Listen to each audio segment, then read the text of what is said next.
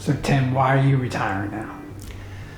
Well, I saw some research that says that when you die, your life flashes before your eyes, and I don't want mine to be a montage of city council meetings.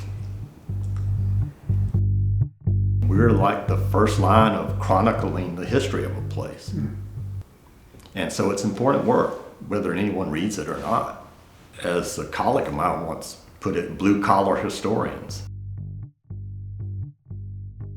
Let's start off with, I was a cop beat reporter and I just loved it.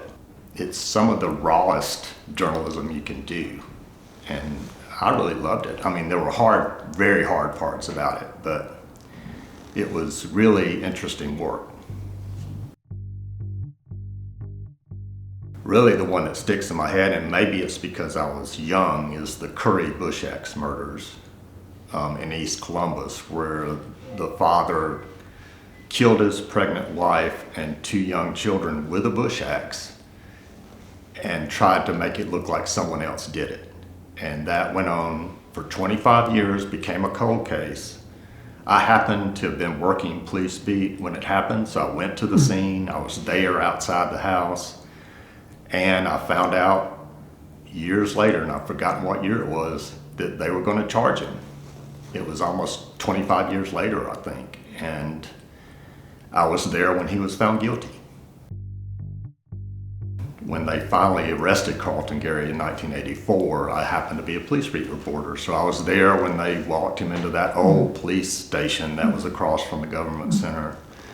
I became a columnist for a couple of decades, and then finally came back to court reporting and crime reporting, and it just so happened that's when all his appeals started to wrap up. And that was a real challenge to try to retell that story over and over and over again, because his appeals just went on for 40 years. And then finally, after one delayed execution, DNA testing that got screwed up at the crime lab, we had his execution, and it's the only execution I've seen.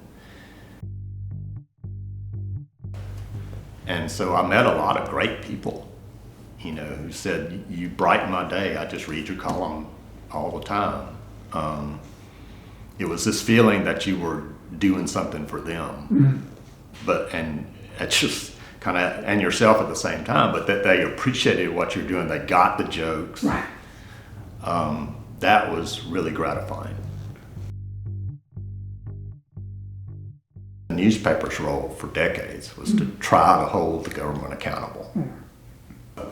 Early on, a judge in Russell County had a teenage girl in the Phoenix City jail for truancy.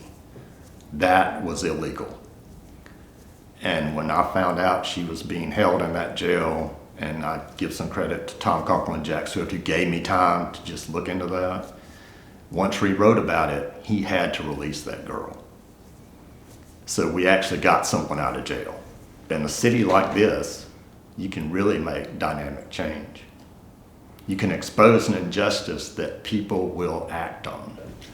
Columbus can be a haven for petty tyrants, and those are like lower level administrators who feel like they need to be in control, and that anyone who talks to the public or the press or criticizes what they do has to be shut down, fired, or taught a lesson.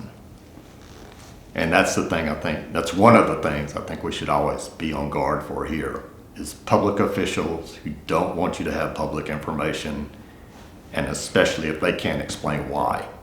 Because that means something's going on behind the scenes that may interfere with a government that's funded by our tax money.